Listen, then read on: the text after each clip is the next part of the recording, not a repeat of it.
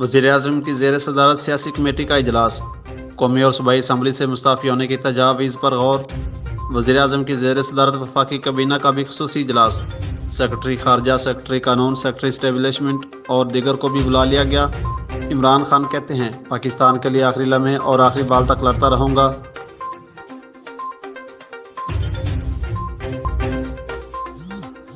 DPO Sialkot Mohammad Hasan Iqbal की हिदायत पर सियालकोट पुलिस ने रमज़ान मुबारक के मुक़द्दस महीना में सहरी के वक्त सड़कों पर उधम मचाते हुए वन व्हीलिंग, रेसिंग और स्टंट बाजी जैसी ख़तरनाक करतब करके अपनी और दूसरों की ज़िंदगियों को ख़तरे में डालने वाले मनचले नौजवानों के खिलाफ क्रैकडाउन करते हुए 25 अफराद को गिरफ्तार करके पाबंद सलासल कर दिया।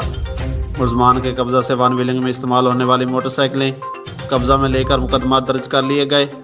DPO सियालकोट मोहम्मद हसन इकबाल का कहना है कि वन व्हीलिंग मौत का खेल है, जिसकी वजह से सैकड़ों माओं की गोदें उजड़ चुकी हैं। सियालकोट पुलिस इस खतरनाक खेल को रोकने के लिए भरपूर अज़म के साथ मसरूफ़ अमल है।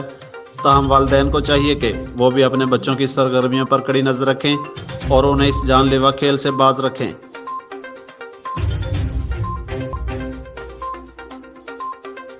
दसका में फास्ट मीडिया ग्रुप का इजलास ज़ेर सदारत ग्रुप लीडर फैसल शहजाद भट्ट मुनक़्क़द हुआ। इजलास का बाकायदा आगाज़ तिलावत कलाम पाक और नात रसूल सल्लल्लाहु अलैहि वसल्लम से किया गया। इजलास में चेयरमैन फास्ट मीडिया ग्रुप गुलाम मुस्तफ़ा कादरी व दीगर ने शिरकत की। इजलास में साल 2022 और 23 के अहदेदारान का चुनाव मुतफ़िक़ा राय से अमल में लाया गया। इसी तरह सुप्रीम कौंसिल के अहदेदारान का चुनाव भी अमल में लाया गया।